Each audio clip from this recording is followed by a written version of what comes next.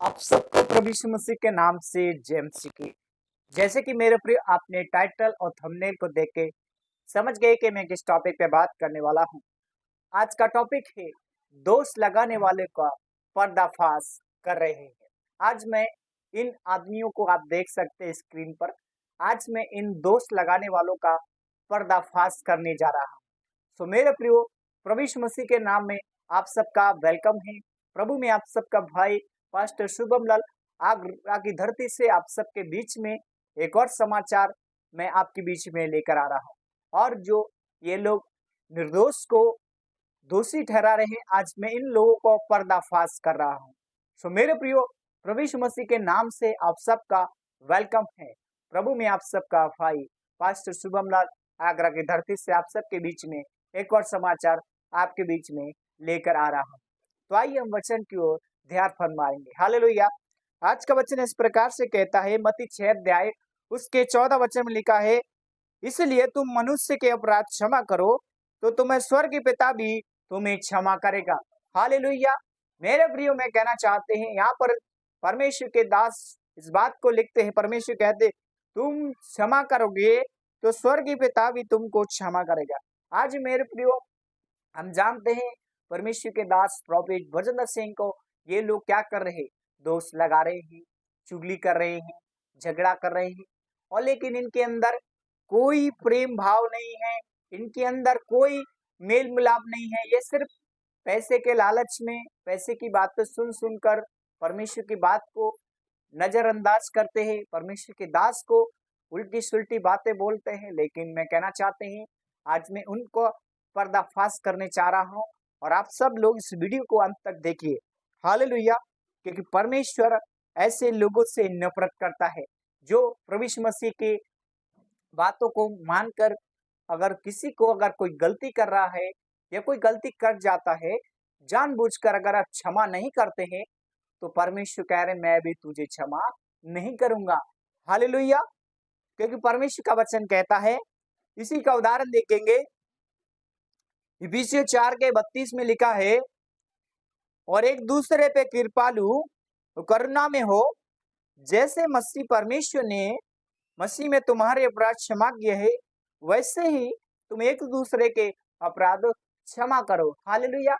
मेरे प्रियो, हम जानते हैं जिन आप फोटो को देख रहे हैं, इन लोगों ने झूठा आलोचना किया, झूठा आरोप लगाया, लेकिन इसी बात को इन्होंने बहुत बड़ा बतंगड़ बना दिया, इस बात को बहुत बड़ा तमाशा बना दिया। लेकिन इस बात को भी ये सुन रहे नहीं, बात को मान भी नहीं रहे। लेकिन मसीह होने के नाते से अगर ये एक सही मसीह है तो क्षमा करने का हृदय इनके अंदर नहीं है, तो ये शैतान की गुलामी में जी रहे हैं।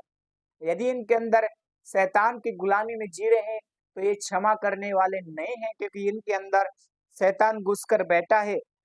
तो मेरे प्रिय, एक मसीह होने का कर्तव्य है कि हमें एक दयालु होना है, कृपालु होना है, प्रेम करने वाला होना है। जैसे पौलुस इफिसी की कलीसियाओं को सिखाते हैं, एक दूसरे के लिए खड़ा होना, एक दूसरे के लिए उन्नति का कारण बनना, एक दूसरे को क्षमा करना एक मसीह का कर्तव्य है। हालेलुया।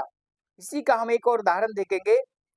मरकुस 11 के 25 में लिखा है, और जब कभी तुम खड़े हुए प्रार्थना करते हो, यदि तुम्हारे मन में किसी की ओर से कुछ विरोध है तो क्षमा करो।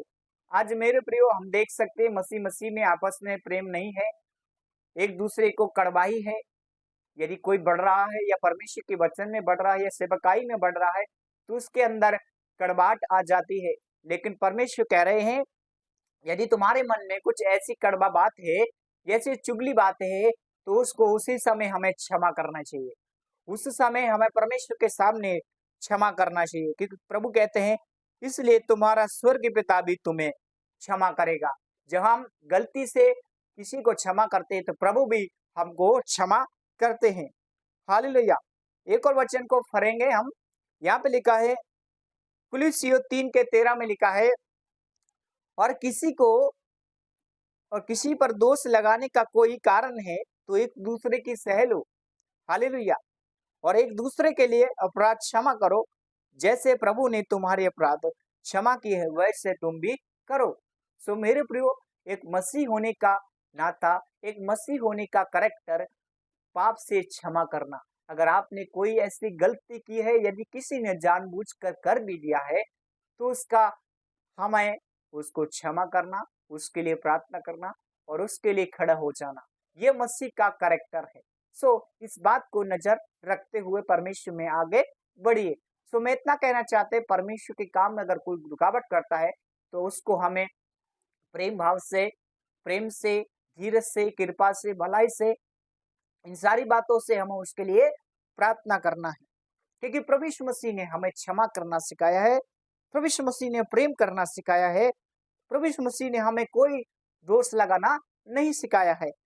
हम वचन की ओर देखेंगे, मत्ती 7:2 में लिखा है, क्योंकि जिस प्रकार तुम दोष लगाते हो, उसी प्रकार तुम पर भी दोष लगाया जाएगा। क्योंकि जिस नाप से तुम नापते हो, उसी नाप से तुम्हारे लिए भी नापा जाएगा। उदाहरण के लिए मेरे प्रियो, अगर आप जिस हाथ से खाना खाते हैं, उसी हाथ से आपको खिलाया जाएगा। अगर आप जिस हाथ से पानी पीते हैं, उसी हाथ से आपको भी पानी पिलाया जाएगा। जिस मुंह से आप बोलते हैं, उसी मुंह से आपके लिए भी परमेश्वर चेतावनी देगा। जिस मुंह से आप किसी पर दोष लगाते हैं, उसी मुंह के द्वारा आप पर भी आलोचना किया जाएगा, आप पर दोष लगाया जाए। लेकिन मेरे प्रियो, हमारा एक मसीह होने का कैरेक्टर कि हमें एक दूसरे को क्षमा करना, एक दूसरे के लिए उन्नति का कारण होना। अगर कोई गिरता है, तो हमारा कर्तव्य है कि हम उसको खड़ा करें, उसको क्षमा करें और उसके लिए आशीष का कारण हो। हालेलुया।